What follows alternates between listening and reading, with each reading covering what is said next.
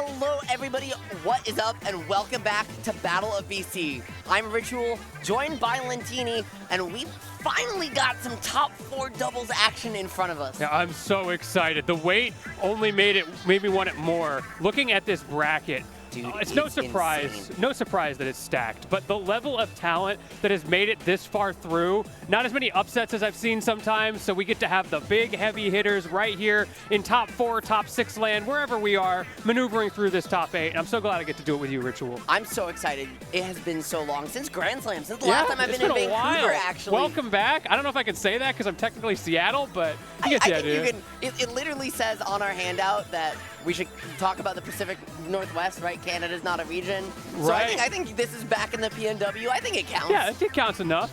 Yeah, for those who maybe aren't super aware of our region, we are, of course, in British Columbia here in Vancouver, but the region is part of a sub-region of a larger area, including Seattle, including parts of Idaho, including Oregon, that is the full Pacific Northwest. And speaking of big regions, I mean, this matchup spanning the globe with one of our main storylines here in Winners Finals. I mean, we've got Syrup and Anand and Pocket going up against her and Akala, some of the very best players in the world and the very best characters in the world. Right, we've got Game & Watch, we've got Snake, and we've got the menace of this bracket, the double Steve. Yeah, we do. There's been a lot of Steve presence, I mean, in general lately, but in this tournament, in this top 4 right now, we're seeing them coming up a lot. We're probably going to see a lot more of it, and it's really interesting to see, in my opinion, when you have a lot of representation of one character, the different ways people choose to navigate that character. Yeah, it's really interesting, and especially like seeing it in doubles, right? We've had historically, you know, some of the best characters in Smash games, right? The doubling up, just absolutely breaking the doubles format. And when we've had some conversations on whether or not that's the case, we have seen this team comp have some of the best success of anyone in this bracket here today. Game 1 now on small battlefield. It's gonna be up to Miya and Hurt trying to dethrone the kings of the block world. You can already see they're setting up the Pong stage, trying to get back and forth with all of that dirt. It's going to be a little bit more difficult than usual to get that initial setup, but if you can hide behind your teammate, if you can play that back and forth, which we're seeing already, one of them mines while the other goes in, and then they swap. Yep. I think one of the most important things in this matchup too is the way that Snake can control space non-committally. One of the best things about Steve in doubles is that he doesn't really have to worry about the platform control your opponent sets up, but Snake, because of his own low commitment, gets to kind of negate that. Plus, when you team with Game & Watch, you get Bucket as a reflector, you get Bucket charge as well, and you just get to build up so much strength and kind of competing with Steve's non-interactivity. My man went all the way up to the build height movement on that one. 255 on the Y-axis. That's crazy. Yes, sir. Making it all the way, I think, to 312 in that latest update. Oh, is it 312 now? Yeah, they're making it nice and taller, but Miya getting up there too, and her trying to come in as backup if needed, but gonna close out that stock, now try to keep some space going to get your teammate back, but my friend, that anvil draws no quarter. We do not see enough of that, in my opinion. Steve is one of the best footstool characters in the game, but there are so many characters that get so much off of things like that. The footstool anvil, in that case, taking the stock nice and early. Hurt just tried to find the sticky, but since it doesn't land, it's controlling that platform. Now gonna switch it over to the other one. Try and use the nade to get over that wall. Try and give Miya any amount of support, but that diamond back air, sending you to almost to the blast zone, and Miya just desperately trying to find a way to get away right now. They're finding so much opportunity to get resources that they're building walls to completely shut out even the grenade play, forcing Hurt to actually jump and double jump if he wants to throw a grenade that threatens them, which makes them commit so hard. And Snake is a super juggleable character in those scenarios. Yeah, and you know, one of the things I think that does help them in this matchup is I think both these players are very good against Steve. Both these characters, though, also do well against Steve. Unfortunately, no matter how well you do against Steve, you're not surviving that up smash. So it's gonna be Syrup and Pocket taking a stock once again, building this lead even further. But you gotta be careful because that secret present is gonna take the stock 7 days a week. Man, we mined so much, we don't even have an axe anymore. This is so silly. Pocket not committing that diamond to this stock, which makes a lot of sense in my opinion. He wants to save it for the next one, make sure he has those resources, or he could get himself on the back foot in a situation where it's difficult to build resources. Yeah, this wall in the center stage has just been absolutely lethal for Syrup and Pocket. The two of them just being able to bisect the stage, split off, and force the 2v1s, kind of leaving her, as you were talking about before, kind of just sitting there trying to just toss in support from a distance. And Ooh. when he does find the ability to get that support, it pays huge dividends, right? We're seeing it there. But when he can't, it's just been hard to maintain the lead. The story of the set is going to be how well can they, whether 2v1 or not, these double thieves split these two apart. Bro, he really got a 9 first try. That's how you know he's a true Game & Watch main. Trying to reflect the side special there, not able to find it, just goes a little bit over the head. And now Miya playing back and forth, trying to look both ways at once. It's like a weeping angel. If I look at both of them at the same time, maybe he'll stop moving. Yeah, and I mean, listen, right, building that stone as well, my friend, it's coming to life if you just get away. Oh, we got gold. But now Nikita trying to find a way through the onslaught. Game & Watch controls such good vertical space. Snake kind of gets to set up whatever access he really wants to hold on, but they're getting a little tripped up on themselves here on the smaller platforms of Small Battlefield. And we're seeing these Steves just doing fantastic job of force these team hits. Yeah, I'm very impressed with the way that Pocket is able to stay alive at this point. Bringing it pretty much all the way back. Miya was at 0 at the beginning of this interaction, and you can see the constant threat, but we're low on resources. This is where it gets scary. Yeah, but you do, as long as you still have that pickaxe, right? Where there's a will, there's a way. And as you mentioned, bring it all the way back, utilizing those team hits and these big, beefy damage options. Now the second diamond, and I think as long as if you can find that one back air, I think momentum is firmly in Pocket's favor. They've just been impossible to hit, but finally gonna close it down, take that first game. Aim, and good positioning to do so there at the end, right? Finding that landing on platform, we really saw a lot of abusive resources to make platform about as safe as you'll see in any matchup in the game, especially against Snake, but was finally able to kind of call out that rhythm, wear down the resources just enough to lay that trap and execute when it mattered most. I feel like Onin really showed great awareness of end lag in that final set of interactions. We saw things like the minecart didn't go into the up smash, instead tried to get some cheeky little forward airs, some back airs to follow up, because you're so aware everything becomes grab end lag at that point. You know what it's like in doubles, when you get a grab, there's always going to be a punish. At this point, if you throw out anything, you know there's a whiff punish coming for you. And now, game 2, I really want to see how they find more consistent advantage states, because it felt like, they were finding these splits, they were really doing a good job with the walls, but they were taking a lot of chip. They weren't really finding this clean pressure that you really need to build a lead, and we're forced to play the scrappy game, a game that Miya and her as players just play so incredibly well. And so now I want to see, can they find a way to break this down a little bit? Can they find a way to really shut down Hurt's pressure from a distance? Yeah, speaking of Hurt, I think a big factor is going to be just, can you just straight up kill Hurt? Yes. Because personally, I know Miya got the final hit in that last game, but I credit Hurt with that win because of how well he was able to stock tank and consistently create chip damage while he did it. Miya used 4 stocks that game. Hurt never lost his second stock. And here in Winners Finals, right, like, not only are we well into best of 5 territory, but we're also kind of at the place where whoever wins this game, you're kind of asking the question, are they going to win the bracket?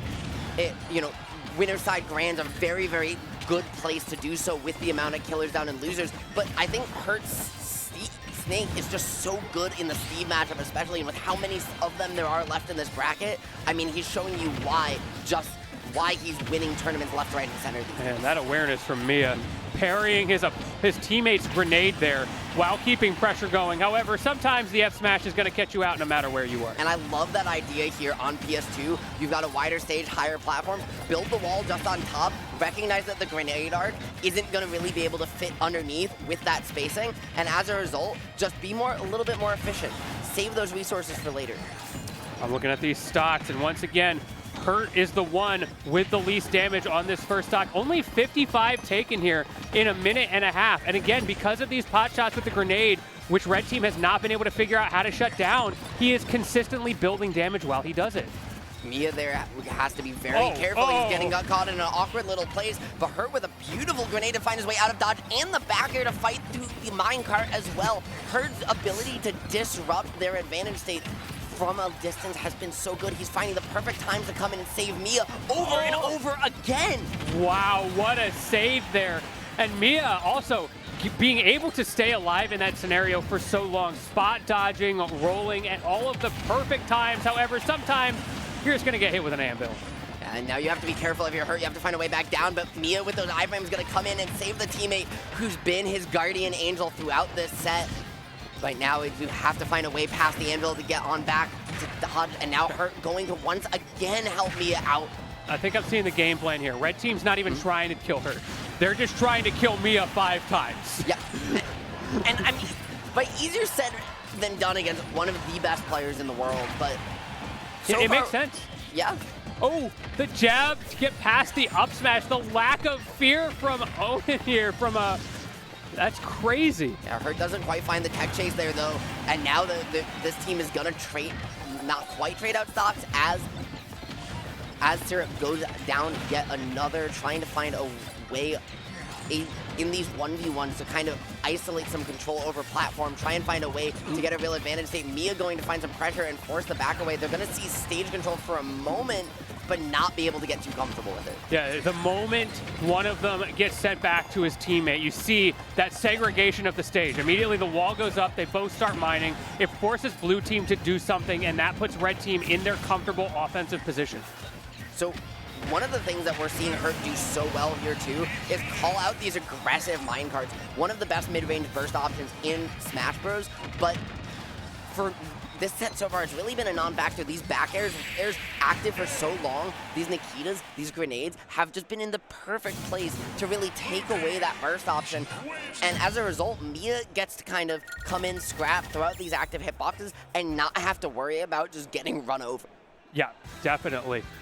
I really love seeing the evolution of game plans throughout all of that as well, because I completely agree with what you're saying. But then this is the question of how did we get there, right? And we look back at the first game. You see all of the things that work, the things that don't, and then the way the game plan changed from the opponents going into that second game, so you have to adapt to create exactly what you're talking about. And now we're seeing, speaking of an adaptation, we're here on the players.